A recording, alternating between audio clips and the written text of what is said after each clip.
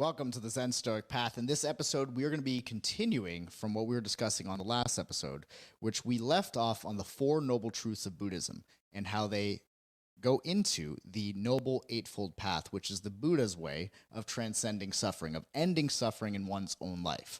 So in today's episode, we're going to begin with a recap of the Four Noble Truths just to get us started.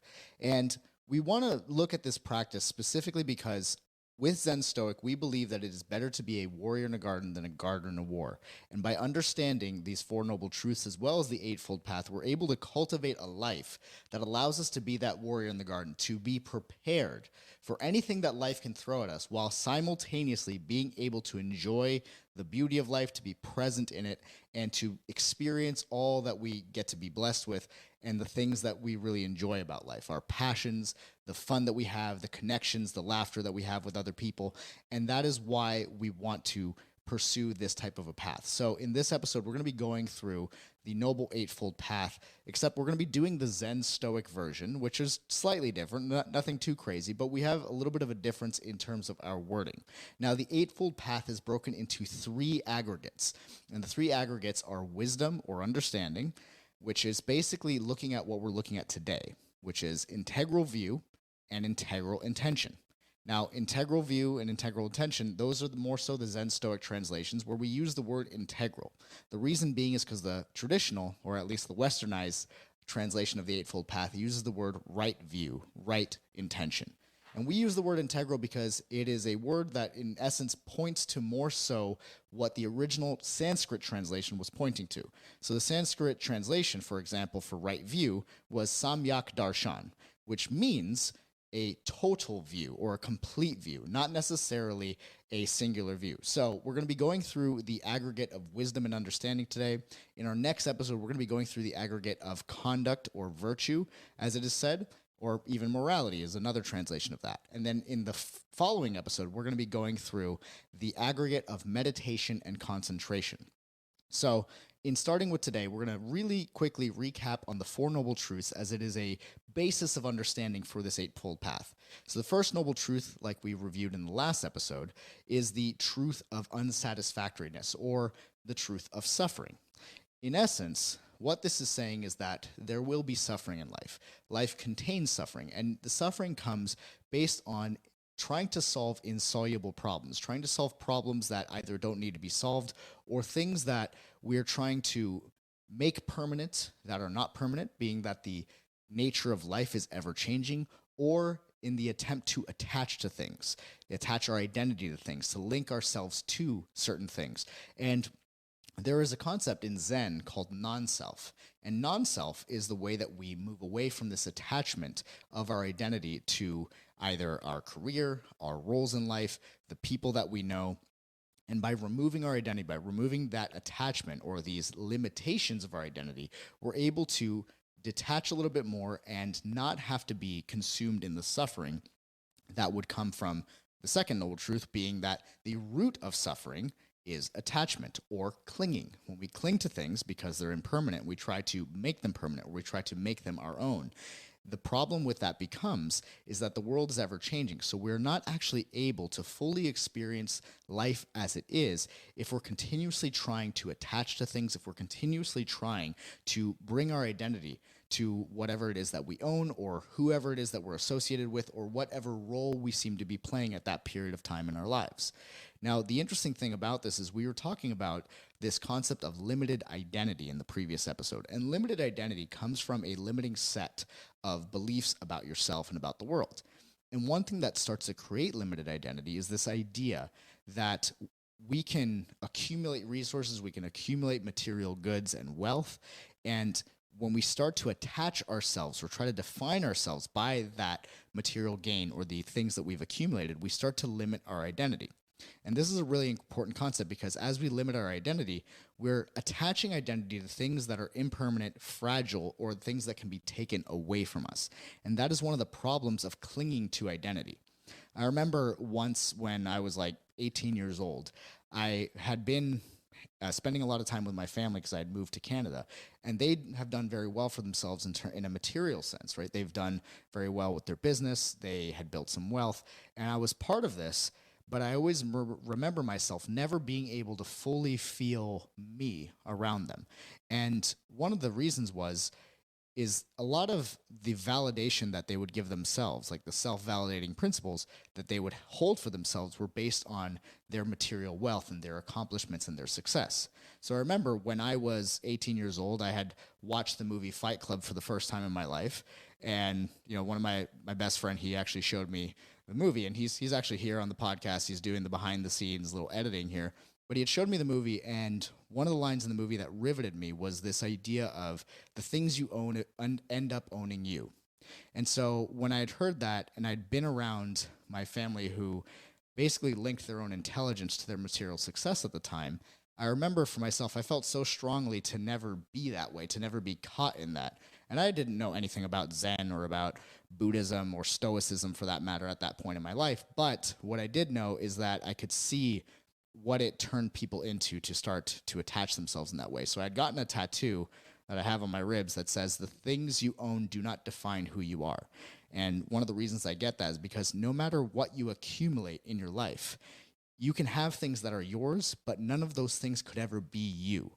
And so removing yourself and not clinging to that, not attaching to that, will really help with the whole idea of suffering and help with the ever-changing terrain of life, the ever-changing circumstances, and putting your focus into things that you can control rather than the things that you can't. We can't control what's going to happen to our personal property day to day. And sometimes that even includes our body. We can't control what's going to happen in our body. Sometimes we can get sick, we can get hurt. So the less we identify with the things that we own, the physical, the easier a time we're going to have with kind of allowing ourselves to embrace life as it is, to view life as it is, and to have the experience of life without trying to grab onto things. There's a great Zen proverb that says, "Let go or be dragged." And I believe it was Lao Tzu that said that. And let go or be dragged really speaks to the impermanence of life and how every time we attach to it, we end up creating more suffering for ourselves. Now, the third noble truth is the truth that suffering can be let go. And it is the truth of nirvana. Now, nirvana, the literal translation of nirvana, is to exhale, to blow out. And when we think about this, if you try to hold your breath without exhaling, you end up losing your breath. If you take nothing in, you also don't breathe. And as a human being, you need to breathe in order to live. Right? It's a pretty obvious concept. But the truth of nirvana is this idea of letting go of these attachments, letting go of all the things that are not you. And in Stoicism, what's talked about by the philosopher Seneca is to allow philosophy to scrape off your faults rather than rail against the faults of others. So in using your philosophy to scrape off the parts of yourself that are not you, the things that you had maybe previously clinged to, the things that you can't control, or the things that don't actually belong to you, that allows us to break away from this attachment, which is a really key idea when it comes to practicing your philosophy. So we use that truth of nirvana to blow out, to let go of the things that are not ourselves. And this is key because we want to make sure that every time we start to attach ourselves to things, it is part of the human experience. It's not about beating yourself up for attaching to something, but it's realizing when you do have an attachment and allowing your philosophy, your sense of self-reflection, or even your meditation to help you to scrape that off of yourself, to realize that it's not you, and to not lose your breath by trying to hold on to it and cling to it. And then the fourth noble truth is the path to the cessation of suffering, which is the Noble Eightfold Path. This is a method that the Buddha created in order for someone to create a life of liberation, for it to be a way of liberation. And there are 8 parts of the Eightfold Path, like we were discussing before. However, they're not necessarily needing to be done sequentially. It's not that you have to follow like 1 through 8 in order. These are all things that you can practice all simultaneously. And again, there are no prerequisites to each one. These are things that you just simply get into because they help you to create this life of liberation. They help you to create your own sense of enlightenment. And they're not necessarily things that you need to attach to. Even the Eightfold Path, being the Buddha's way, was not even a method or a doctrine to be attached to. You see, the interesting thing about the philosophies of the East is that they don't require you to believe in anything. They don't require you to have to do something a certain way, which is why the translation right, it doesn't really work well for the Eightfold Path. So without further ado, we're going to jump into it. The first part of the Eightfold Path that we're going to get into is the integral view. Now, the integral view is about having a complete view of life, a total view. And to have a total view, it's really important to acknowledge a few things. Number one is the truth of karma. And karma, as it's talked about by a lot of people, we seem to talk about it as though it's this kind of cosmic judicial system. Like there's punishments and rewards for the things that we do, for the actions that we take. And the reality of what karma is karma is our own doing, our actions. In other words, there's not some external force controlling our karma. Karma is our own doing, the cycle that we are creating. It is the whole idea of cause and effect. And going into that principle of causality, we realize that everything we say and do, and even what we think, has an effect. We start at cause. We are the point of convergence. The moment of now is the point of convergence where you are able to redefine your past and even redefine what you're capable of in the future. And you do that through the present moment. So your karma is your own doing and the things that essentially you have created for yourself and maybe even forgot that you created. This actually reminds me of a concept from NLP, which is neuro-linguistic programming. And NLP is part of the coaching practice that I use. It was a big part of developing the liberation coaching. And in NLP, they talk about this idea of being at cause or being at the effect. And in order to have an integral view, it's very important to realize your responsibility and your role in all things. Because to be at cause is essentially to be in the driver's seat. It's really and truly recognizing what you are in control of, what you are responsible for, and recognizing the difference between fault and responsibility. This is something that I always talk about when it comes to my clients, because not everything that happens in your life is your fault. And people often will make that mistake between fault and responsibility and take extreme ownership because it's this trendy book title by Jocko Willink, and I love Jocko Willink. But at the same time, we sometimes will default and generalize to the extreme. We'll swing the pendulum and think, okay, extreme ownership, everything is my fault. I'm responsible for everything. So everything that happens is my fault. And then we end up taking on way more responsibility and attempt to control way more than we actually are responsible for or that we're even capable of controlling. So in order to be at cause, it is to recognize this difference between fault and responsibility. You don't control everything that happens in your life or things that have happened to you in your life. What you do control is how you're going to respond to it, which is a key tenet of Stoicism. And when you think about being at cause, recognizing that difference between fault and responsibility is the key. If somebody does something bad to you, or they say something mean to you, or they come into your house, while you're throwing a house party and they break, a potted plant or something and you have dirt, everything all over the floor, that is not necessarily your fault. And I'm sure there's going to be people who subjectively would argue that, yes, it's your fault. You invited that person and they were a jerk, but it's not really your fault that they broke the plant. However, it happened in your house, in your space. So it is your responsibility to clean it up. And this is a simple and silly example of it, but recognizing this difference is going to be really, really important. Because when you recognize that, okay, not my fault, was not in my control, but now how I respond is in my control and is my responsibility, then you can jump in. There's, it may sound cheesy, but I always look at the word responsibility as the ability to respond. And when you look at it as the ability to respond, what you're doing is you're putting yourself at cause. You're allowing yourself to respond to the situations in your life, to respond to this present moment. So in order to have an integral view and a whole view of life, it's important to recognize when something is and isn't your fault, and to recognize where your responsibility exists in that situation. Now, the other thing that's interesting about having an integral view or a total view, another example of how we might look at this, is looking at it in the sense that depending on what frame of reference or vantage point you look at this from, you look at any situation from, it will change how you look at it.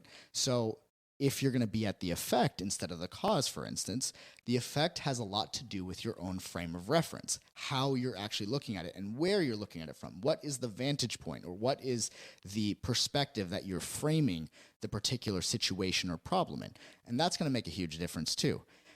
One example that I really love is when Professor Jordan Peterson talks about this idea of people who end up delving into nihilism.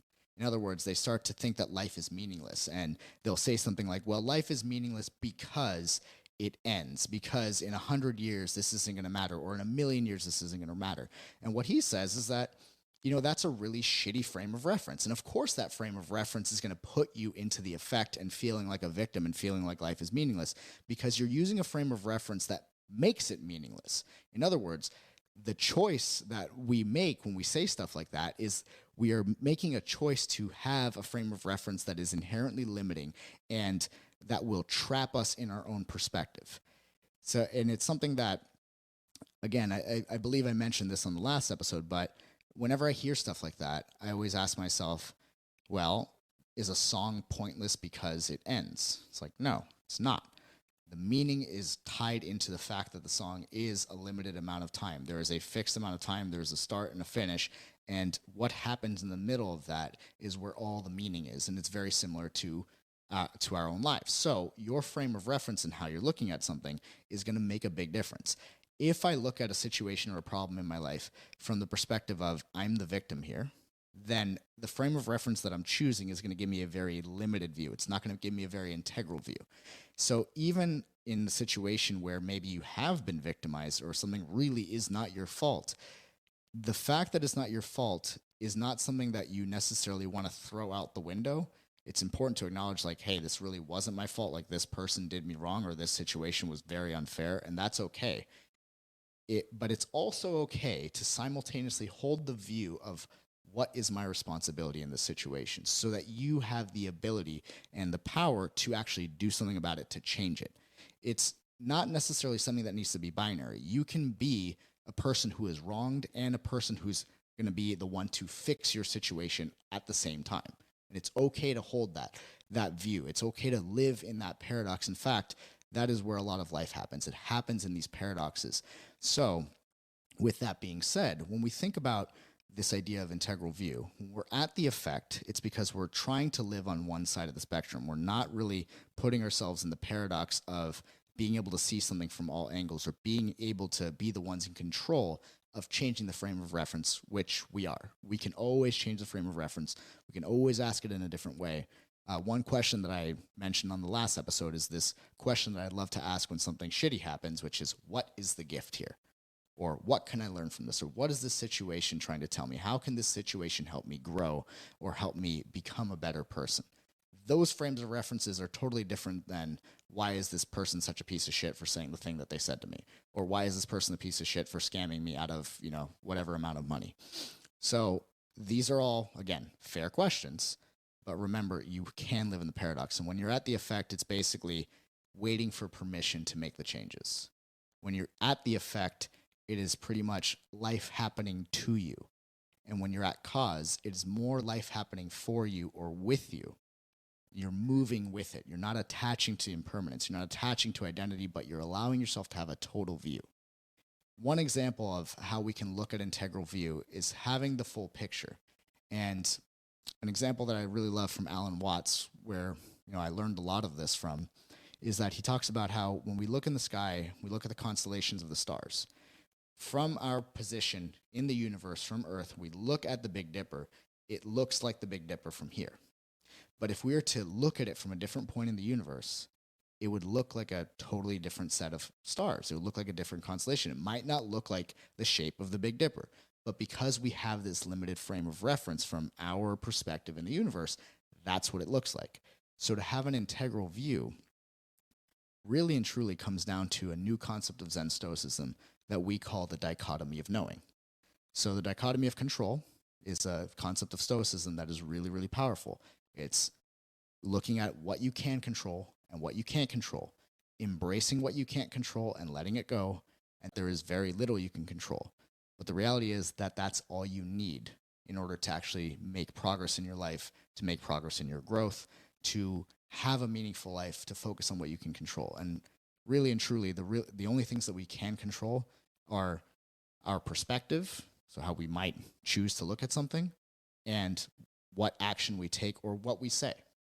right? These are the things that are in our control. Everything else, for the most part, is outside of our direct control. We might be able to influence things, but we can't necessarily control them. So the dichotomy of knowing works very similar. Now, the dichotomy of knowing was inspired from the concept of Sadhguru that we discussed in the last episode called limited identity. Now, limited identity comes from a limiting set of beliefs. So before we get into the dichotomy of control, we're going to break down what does it mean to have a belief.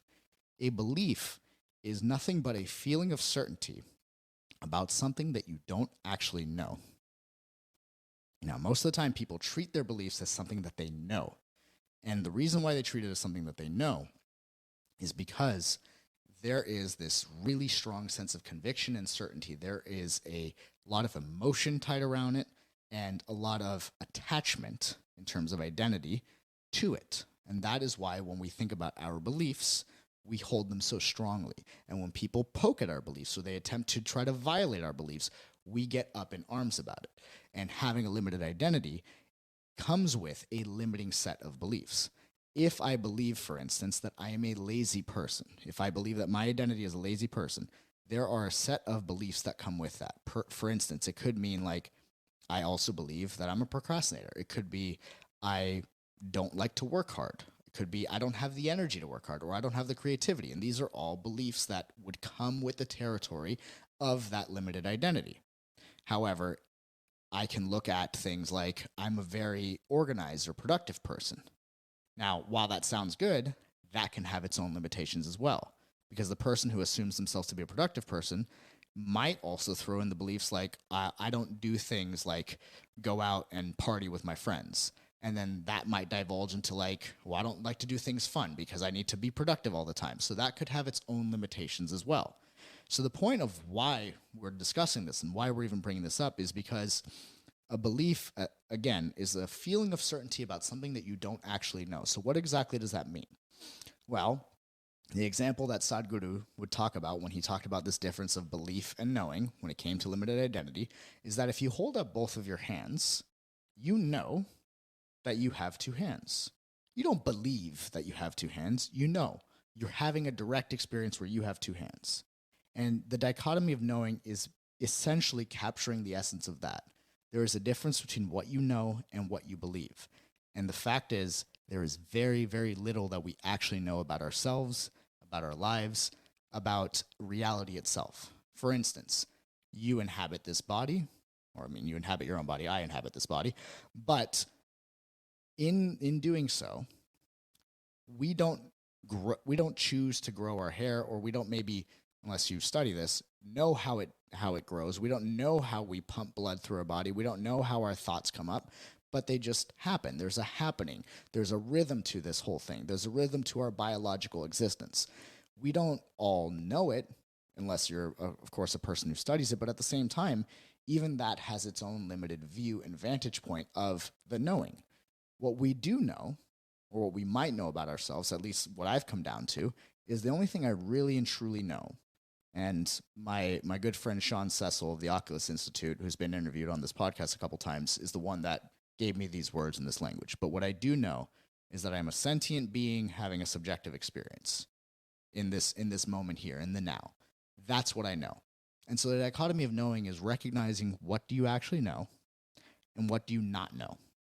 And this is a very liberating perspective to have, because once you can recognize what you know, it allows you to let go and actually experience the present moment, experience this life of yours, rather than trying to put it into a box, rather than trying to put it into these categories, fighting the impermanence and fighting the lack of an inherent or automatic identity that you were just born with.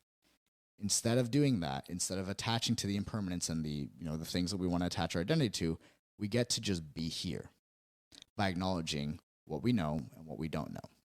Now, I was on a call the other day, a mastermind call, and one of the questions that was asked is, how can I find peace and contentment in the ever growing and changing of life? Like, even when things are good, how do I find peace and contentment? And I remember the first thing that came up for me, my answer, is I thought about the dichotomy of knowing, and I realized to myself, well, the way that I find peace and contentment a lot of the time is by not trying to have peace or contentment, by not trying to conclude or box in the thing that I'm trying to give myself certainty or security with. Instead, what I do is I recognize that I don't know. And I tell myself, like, I don't actually know. I don't know what's going to give me peace and contentment and security right now. And I find my reassurance in the very fact that I don't know and the admission of not knowing. And in that admission of not knowing, I find a sense of liberation in terms of my perspective. In other words, to have an integral view comes with this idea of realizing that we don't know. And it was, I believe it was Socrates that said, I'm the wisest person in the world because I know nothing. Not knowing things or not believing as many things and allowing yourself to be more fluid, more open and receptive to life so that life is passing through you, that you're not trying to cling on to it, is what gives us that peace of mind. So ironically, by not chasing peace, by not chasing some sense of reassurance for our existential burdens, that is where we find that peace. That is where we find that integral view. The truth is, to have that integral view begins with deciding, well, not even deciding, but almost admitting to yourself and embracing what you don't know. I know Lewis and I, we both posted a meme on our stories on Instagram that was like the universe handing a little note to the ego, and the ego pulled it out in front and was upset reading it, and it said, be comfortable in not knowing, or that it's okay not to know. And that's exactly it, right? Being comfortable and being at peace with not knowing and not having to solve everything, not having to have a meaning for everything or a conclusion for everything is where that freedom exists. I know Lewis always gives me this advice every time, I'm getting all philosophical about the problems I have in my own life. And, he'll tell me sometimes it doesn't have to be that deep. Not everything needs to be solved or philosophized about. Sometimes it can just be what it is and you can move on.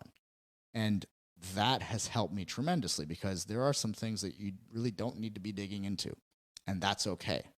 And then the time where you maybe want to dig into it, maybe want to reflect on it, are those moments where it continuously comes up as an unpleasant emotion, as a recurring chronic thought, as a compulsive thought. Then it's a good time to kind of dig into those. Because once again, coming back to responsibility, maybe it's not your fault that you're having these thoughts and these feelings. But if they're having them and they're disturbing you and they're creating a compulsion, they're creating a limited view of life, then it is your responsibility to make the choice to reflect upon them, to dig into them. And that begins to bring us into our next topic for today. So that first topic is the integral view, having a total or a complete view. It is embodying the Japanese concept or the Japanese word called jijimoge, which means that that all things are interconnected. One thing implies all others and vice versa. That we all have this interconnection. And having that complete view is realizing the causality, the cause and effect of our actions, our words, and what we experience in our reality. And it's the understanding of karma and the causality, and that karma is our own doing. And it's the thing that we bring to each day, to each moment with the things that we say, the things that we do, and the things that we think. Now, what we say and do is going to be predicated on what we're intending and why we're doing the thing in the first place. And what we experience as karma, like the bad luck or the good luck that we have, typically is coming from whether or not we're fully accepting ourselves wholeheartedly. And to live as the warrior of the garden takes a practice of self-reflection and character examination. And the reality is, when we talk about intentionality and the results of our karma, what we're talking about is, first and foremost, do you fully accept yourself? Do you accept all of yourself? Because the reason why we start looking at intentionality when it comes to Zen Stoic is because intentionality and what your intentions are the one thing that you can't hide from yourself. So before getting into integral intention, we'll give a quick background on how this came to be. Because in Zen Stoic philosophy, we talk about this idea of the 4 intentions and 4 delusions. And the way that this came together because one day I was asking myself, what is unique about Zen Stoic philosophy? What makes it its own? Where does it stop being a little bit of Zen and a little bit of Stoicism, and where does it actually become its own school of thought, its own philosophy? And it comes with exactly this, which combines the virtues and the essence of both Zen and Stoicism. So Stoicism has four main virtues. And Stoicism, to put it into a summarized version, it would be the realization that we can't control what happens, but we can control how we respond. And we can always choose to respond with one or more of the four virtues of Stoicism, which are wisdom, temperance, justice, and courage. Now, the virtues that we respond with, virtue, when Stoicism was created, had a different meaning than it does today. Today, you can say and do the right things. You can be virtuous, but it doesn't necessarily mean that you're going to experience inner peace. And Zen Stoicism is the philosophy that points one who practices it to unshakable inner peace. And the Zen idea of this is that when you engage in Zen, when you engage in that state, that moment, that experience of Zen, you are being perfectly and simply human, wholeheartedly, sincerely, without having to keep an eye on yourself. So when I thought to myself, I'm like, okay, well, you can do and say the right things, but you can still be without inner peace. I asked myself, well, what's the one thing that you can't hide from yourself? That even if you lie to the world, you'll always know. And that thing is your intentions. You cannot hide your own intentions from yourself. Some people would argue that, yes, you can lie to yourself, and that's true. But what you can't hide are the emotions that come up when you're intending in a specific direction. Now, what I've noticed is that there are two directions that we can be intending or having intentions in. One of those directions is pointing back towards ourselves and our own humanity, towards the experience of our universal consciousness, of what it is to be human, of our own nature. And the other intentions can be pointing away from it, away from our nature, away from ourselves. And so the intentions break into what I call the intentions and the delusions. And when it comes to integral intention, it's about making sure that your intentions are pointing you back to yourself and to your own humanity rather than pointing you away from it. So there are four that break down. And if we're going to be able to create unshakable inner peace, if we're going to be able to have a sense of wisdom in our lives, a way of viewing the world and conducting ourselves in the world, it's important that we are very much mindful and aware of our own intentions in what we say and do, and have the ability to reflect upon them, especially when we're feeling unpleasant emotion. Because unpleasant emotion is not necessarily a literal indicator of meaning. It doesn't automatically give meaning to something, which is a mistake that we've all made. I've certainly have made it before. I still make it today, where I take my emotion literally. But really what unpleasant emotion and that kind of ringing coming up is almost like a discussion with your consciousness, or your conscience, rather. The metaphor that I'm familiar with, again, going back to one of Jordan Peterson's lectures, is where he talks about the movie Pinocchio and how Jiminy Cricket represents the conscience of Pinocchio. And that conscience is a bug because your conscience bugs you when things are off, when things aren't feeling right. And it's worth having a dialogue with that, which is where the intentions and delusions are able to help, because they give us that, like when we have that unexpected, unpleasant emotion about something, or we have an agitation or a discomfort, it gives us the opportunity to have a dialogue with our own intentions.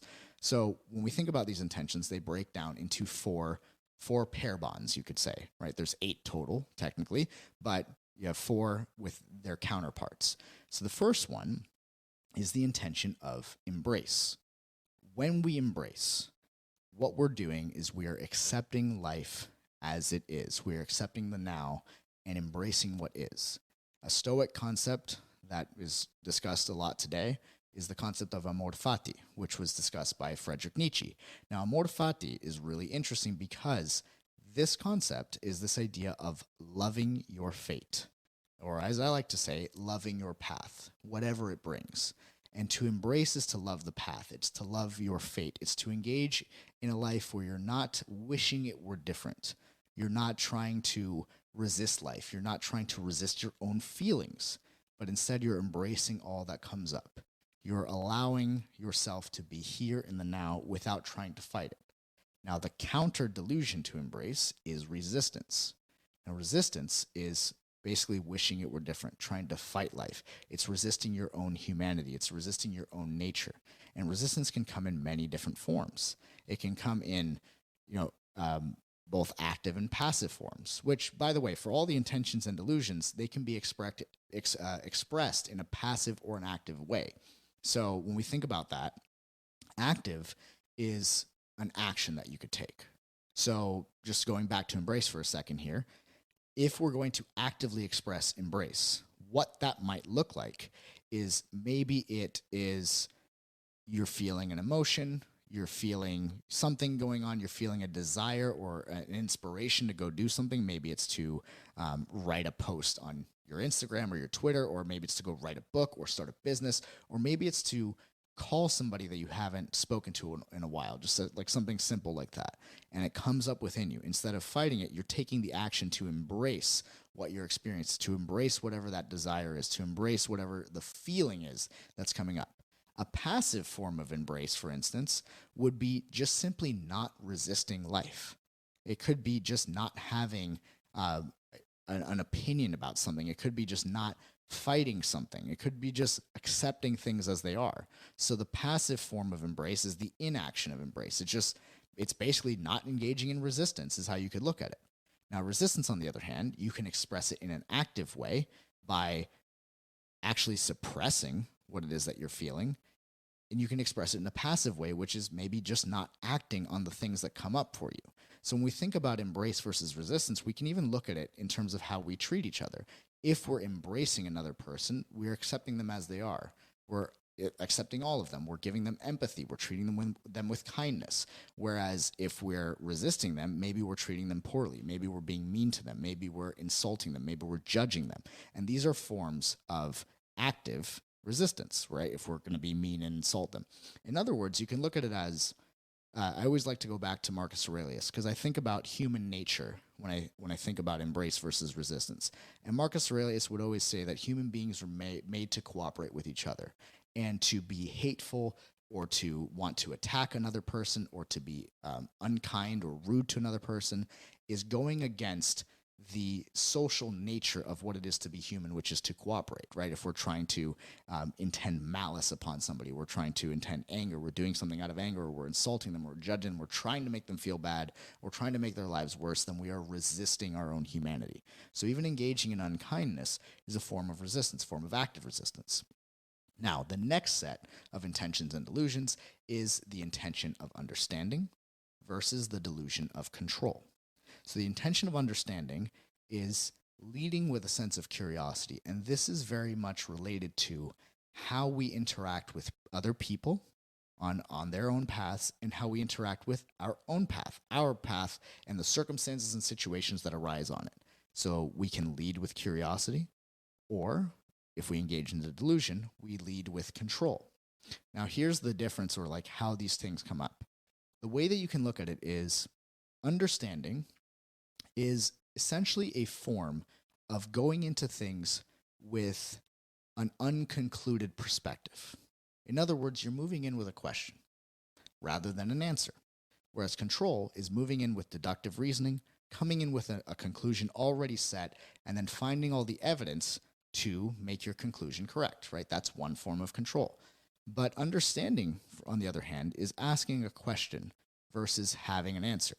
And what's really interesting about Zen is that Zen doesn't pride itself on having these really profound or cosmic answers. But Zen, in essence, prides itself upon its ability to ask questions that help the person who's asking reach their own conclusions, reach their own sense of understanding and experience.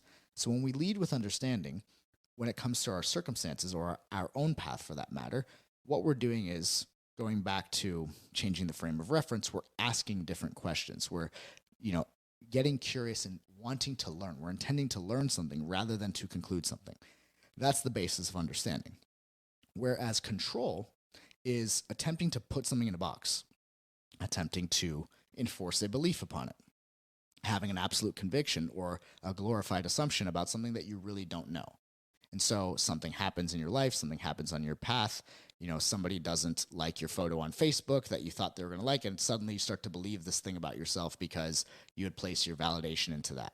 Or maybe you don't get the job that you want, and so you now believe that, well, I'm unworthy to work in this type of environment. Whatever that could be in any situation that comes up, if we're intending control upon our path, it's when we start to try to draw conclusions as to what is going on our path. Whereas understanding, on the other hand, is not drawing conclusions, it's doing the total opposite. It's asking, like, what might this be the beginning of, or how does this unfold? And it leads with this sense of curiosity and wonder, whereas control is trying to make everything rigid. Now, active and passive forms of each of these. Active understanding is asking questions. It's seeking that knowledge. It's seeking the learnings that might help you to have a better view of the situation, a more integral view. It's using the power of choice to change your frame of reference rather than closing your frame of reference with belief. Whereas a passive form of understanding could be very simply, like Marcus Aurelius would say, you're not obligated to have an opinion on anything. So sometimes understanding is not immediately forming an opinion on something that you don't know anything about, but rather choosing to explore it. So you go passive by not having the belief or the opinion, by seeking the understanding and learning about whatever it is that you thought or maybe were tempted to have an opinion on before. Active control, on the other hand, could be, again, trying to impose beliefs. You can try to control the situations on your path, or sometimes people might try to control other people as a form of control. So this could be engaging in false speech. This could be engaging in manipulation, or doing and saying things that you know are going to make the person think a certain thing of you, so that you are able to get what you want in the situation. So control could be in that form of manipulation. Control can be it can be from lying. Control can also be, again, trying to consistently do the same things over and over and never leaving your comfort zone. Right? If we're going to take the focus off of people for a second and maybe put it on our own path, maybe we just engage in the same habits over and over. We never leave our comfort zone. We never seek to understand. Maybe we say things like, oh, I'm not good at this thing, so I'm not going to do it. Like, I'll give you an example from myself. For a while, I was engaged in this delusion of control, specifically when it came to this podcast, because I believed that I had to do it all myself. I believed that I had to make everything happen. And I also believe that, well, I'm not good at video editing. I'm not good at anything tech related. I'm just good at delivering the content and just good at the philosophy. Those beliefs were all delusions of control that I had about this actual show that you're watching or listening to right now. And instead of intending that control, I pivoted that and started intending understanding and asked myself, well, who is good at this stuff? Who could I ask? Who could I hire? Who could I outsource some of this to that is good at it? Do I really have to be the one to do everything? And by asking those questions, it completely changed the way I viewed delivering this philosophy. So sometimes, even in business or any kind of creative endeavors, changing your position from control to understanding can open up your world completely, which is why it's so important to be able to make that switch. So active control is, again, engaging those beliefs. Now, passive control is an interesting one. Passive control, I talked about this in one of my conversations with Sean Cecil. We had an interview here. And one thing that passive control could be is either giving up your control to someone else voluntarily, so giving up your autonomy and letting someone else take the control. It's still a form of control, but you're just outsourcing it to somebody else. Or it could be when somebody gives up their autonomy to you, and you just willingly accept it. You allow them to do it, knowing that their autonomy is better in their own hands. Now, there are situations like if you're a parent where, yes, you got to make some decisions for your kids depending on what age your kids are and all that. But generally speaking, if somebody's just willingly giving you their autonomy and you're just taking it, what that ends up becoming, or one example of that we had discussed previously on this podcast, is that turns into that codependent relationship. You have one person imposing the control and the beliefs and everything, and then the other person willingly giving it up. And that is where you get that codependency, and that's where passive and active control can start to feed off of each other and create this vicious cycle. So we want to keep in mind leading with understanding, leading with curiosity. This, instead of imposing beliefs on somebody or trying to manipulate them, when you're leading with understanding, you're leading with empathy. You're leading with curiosity about them and wanting to understand and appreciate them and where they're at, rather than try to take away their autonomy, rather than try to put them in a box. It's actually having curiosity and wondering about the person. Now, the next set of intentions and delusions are a really interesting one. So the next set is discipline versus expediency. And discipline versus expediency, at its core, if we boil it down to its irreducible state, I would call it the relationship, or it's related to the relationship that you have with your own emotions. Now, discipline is the prioritization of meaning over gratification, whereas expediency is the prioritization of gratification over meaning. So, going back to a Marcus Aurelius reference, in Book 2 of Marcus Aurelius Meditations, he talks about the 5 ways that the soul degrades itself. And way number 3 is to be overpowered by pain or pleasure. This is expediency at its core. It is being overpowered by both pain or pleasure in trying to be gratified from either pursuing the pleasure, or avoiding the pain, avoiding the discomfort. So we're going to go into expediency first because this makes it a little bit easier to understand discipline. So with this set, expediency is pretty much, you can look at it like this. I feel uncomfortable, or I feel a bad feeling, and I want it to go away. So I'm going to build a bridge from my bad feeling to a good feeling. Now, where part of this is inspired by is in the precepts of Buddhism, which the third precept of Buddhism is not to exploit the passions, which basically means if you feel sad, don't go have a drink. Or if you feel sad, don't go and start eating food or start engaging in sexual activity to make yourself feel better. Like, that's not the reason that you want to indulge in these passions. Food, drinks, and sex are all great, beautiful, and enjoyable things about life. But if you're exploiting these things, if you're exploiting these passionate states of being because you don't feel good, that's when you're engaging in expediency. So when we engage in expediency, the problem is that we're not understanding the emotion. We're actually engaging in a form of resistance to the emotion that we're feeling, and then we're bridging ourselves over to the good feeling with any kind of bridge. And that bridge can be made of literally anything. You can build that bridge with food. You can build it with alcohol. You can build it with sex. You can build that bridge with another emotion. Just one example here. Somebody might feel scared. And in that feeling of being scared, they're like, I don't want to feel scared anymore. So what they do is, instead of feeling scared, they turn on anger. They say, well, if I'm angry, then I'll be in control. If I'm angry, then I'll be able to capture this moment and not let the uncertainties crush me. And so they'll engage in anger. So we can engage in literally anything for expediency, because expediency at the end of the day is all about the exploitation of the relationship that you have to your emotions. And if we're going to exploit the relationship we have in our emotions, we're going to be moving away from the bad feelings in order to be gratified in that moment. Now, discipline, on the other hand, is about pursuing what's meaningful and realizing that when we have an uncomfortable feeling, when we have a bad feeling, that feeling is trying to tell us something.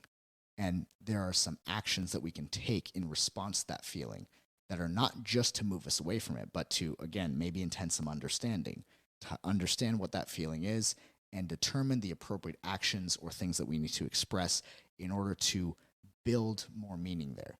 Discipline is about focusing on what's meaningful and choosing something in your life that's meaningful and pursuing that. Discipline is also saying no and having boundaries around what is meaningful so that you're able to protect it and not allow things that are non-essential into your life. Now, where I really learned this intention of discipline was the book Essentialism. And essentialism is all about focusing on what's most important so that you're able to operate at the highest level of your contribution. And that's what discipline is about. It's about focusing on your highest level of contribution and the thing that brings you the most joy and the thing that you can give the most, so that you live a life of fulfillment, so that you're able to be present in your life and do what you're made for. Do what you do best, do what people need from you, and do the things that really fill your soul and fill your heart. That's what discipline is about. And there can be joy experienced in discipline. When we say discipline, we don't mean being rigid and being really serious about something. We mean simply protecting what matters most, protecting what's important to you, and not immediately resorting to gratification or comfort, but instead of resorting to those things, we aim at what's most important. We aim at what's most meaningful for us. And that's essentially what discipline is about. Now, there are active and passive forms of each of these, right? We could think about the active form of discipline, which would be engaging in the activities that are most meaningful to you, engaging in the things that maybe are part of your purpose or your mission. Whereas passive discipline could be simply not exploiting the passion, simply not getting into things that are within your comfort zone or your bad habits. And that would be where discipline would fall into.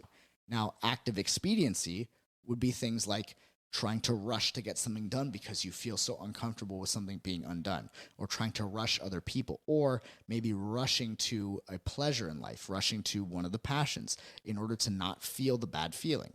Whereas passive expediency could literally be just avoidance. Passive expediency could take the form of procrastination and avoiding what's actually important because you perceive that there's going to be a discomfort along the way.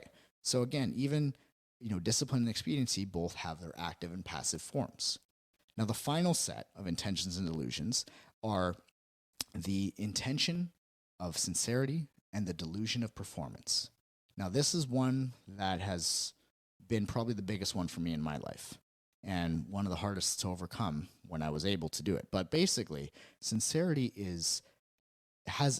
versus performance has everything to do and is related to your relationship to self-expression. And sincerity is prioritizing your self-respect and your self-expression exactly as it is, without apologizing for it, without second guessing yourself. And performance instead is looking at the perspective or your perceived perspective of others and how they might be looking at you. So performance prioritizes the perspective of others or the admiration of others or even the opinion of others as they have on you over your opinion or your view of yourself. So when it comes to sincerity, it's about being you wholeheartedly. It's about speaking your truth. It's about expressing what is truly inside. That if you're upset about something, that you're not afraid to say that you're upset about it. You can be candid about these things. You can speak truth. You can say how you're feeling, either to yourself or to other people. That's where sincerity falls into. And it's taking actions that you truly want to do. And when somebody is fully sincere, when they are embodying this intention, it really represents Zen style of action, which is the acting and deciding simultaneously. It's a very present form of being. They teach this a lot when it comes to Zen and archery, which is the release of the bow and the decision to release the bow happen at the same time. That is the symbolism for what sincerity is. And this comes in the form of what you say, what you do, why you're taking certain actions. Like if you're wearing certain clothes, you're wearing them because this is what you feel expresses you, not because you think that this is the trend that's going to get other people to like you. Whereas performance, on the other hand, is trying to be someone that you're not so that other people would approve of you. It's doing things that you don't actually want to do and you're disagreeing with them in your own head, but you're agreeing so that you get the approval, the love, the admiration, the respect of other people. But at the end of the day, none of that is real if you're not approving, loving, and respecting yourself. And the way that you can look at this is that if you're going to say yes to something or someone, be sure that you're saying yes internally first and then externally. If you're saying yes externally and no internally, that's when you're setting yourself up for a world of suffering and a world of unnecessary friction in your own life because you're not being true to you. You're not allowing yourself to be you. You're not expressing what you're made to be. And the thing is, one concept that I got when I read the book, The Four Agreements, is that beyond the work that you do for this world, beyond the people that you make connections with or the things that you give in this life, beyond your life purpose, as so many people obsess about these days, the real message that you're delivering to this world, your real contribution is you, exactly as you are, whatever that means. It's not the work that you do. It's not what you give. It's not how you treat people necessarily, but it is you. And by being you and the most sincere version of you, that is what you're here to contribute. Finding ways to execute that in a disciplined way with a deeper understanding and embracing what it is about you, embracing your quirks and the weird things about you or your gifts or the things that you're able to really express and the things that you gravitate towards naturally and the things that bring you joy. That is what it is to be intentional. That's where you bring that sincerity. So when it comes to sincerity versus performance, we want to speak what is actually on our minds and in our hearts, not what is trending, not what's going to make us sound good to someone else. If there is a cause out there, there is a social injustice that you really believe in, it's absolutely not only okay, but good to express that. But if you are expressing care for some kind of social cause or social injustice or something like that, just because it is now the trend on Instagram that you need to do a certain thing with your pictures, that's performance. That's not because you want to do it. It's not because you really feel it. And that's disingenuous, not just for you, but for the cause that you're supporting. So it's important that if you really feel it, then you express it. And if you don't, right? Like passive sincerity could just be not expressing something that's not you. It's making that decision to just not express things that don't actually align with who you are and what you're trying to express in this world. Whereas active sincerity is like, you have the ability to speak your truth and speak your mind. I'll give you a silly little example. Something I've been doing lately is like, if a thought comes up in conversation, which it just came up now, which is why I'm sharing it, I'll say it out loud. I'll just share it. And it came up because I'm trying to, last night, I was bringing a client after a liberation session to this float tank place called True Rest Float Spot. And I was there, and they have multiple locations here in Austin. They actually have locations all over the US. But I was there, and my membership was originally at another one. I was trying to change it. So they told me, they said, you can change it to here, but you have to cancel it first, and you need to write them an email. And the girl at the front desk said, you have to write them an email. It needs to be in your words. And the first thing that came up in my mind, it's not even that funny, but but the first thing I thought of was like, oh, I can't cancel my membership through gifts. And I said it out loud. I didn't really think it was going to be funny. It wasn't to make people laugh, but it was just what was on my mind. It's like when you practice sincerity, when you just use these little moments to speak your truth, the more you engage in sincerity, the more you end up trusting yourself. A lot of advice out there in terms of personal development is you need to trust yourself. You need to trust yourself. But the truth is that's not an intellectual exercise. You don't just decide one day okay, I trust myself. It comes from expressing yourself sincerely and not performing. Every time you perform, you are reinforcing to yourself that you do not trust yourself. When you are sincere, you are reinforcing to yourself that you do trust yourself, and each expression builds upon that, and it compounds in terms of the amount of faith and trust you have in yourself, and to the point where you are acting and deciding simultaneously, and in that space of genuine, sincere action, that space of Zen style of action. So when we think about passive versus active on these two, active performance could just be, again, virtue signaling, acting like you care about something when you don't, trying to say the right thing or do the right thing just so people will think a certain thing of you. And passive performance could be that somebody says something about you, maybe they praise you, and it's not really true, it's not really who you are, and you just let them. You let them because, hey, they admire me, so I'm just going to allow that to keep going. So those are the 4 intentions and 4 delusions. This is practicing this and reflecting on this, asking yourself, what is really my intention here, is how we're going to have that integral intention, ensuring that you're doing your best and you're making your best effort to point your intentions back to your own humanity rather than away from it. And the way that you'll always be able to tell that you're pointing away from it is you will feel unpleasant feelings or emotions.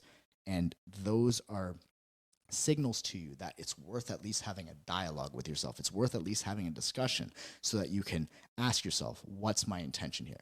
What's the intention that is causing me to feel this way? Okay, when it comes to your mind, okay, it's control, it's expediency. Okay, what would it look like if I use the opposing or the counter intention to this? If instead of trying to control, what would it look like if I intended understanding here? Or what would it look like if I intended discipline in this moment? Those are some questions that you can ask yourself in order to self-reflect. So that is integral view and integral intention. And in the next episode, we're going to be going into the next aggregate of the Eightfold Path, which is the aggregate of conduct. This is right action, right speech, and right livelihood, or as we say with the Zen Stoic translation, integral speech, integral action, and integral livelihood. So looking forward to seeing you on the next episode. If you have any questions that you would like us to cover on these episodes, feel free to send them for now to my email, victor@zenstoic.com. I would love to hear from you, love to hear from the show. And if this content is resonating with you, if it helps you, please like and subscribe, and we look forward to seeing you on the journey of the Zen Stoic path.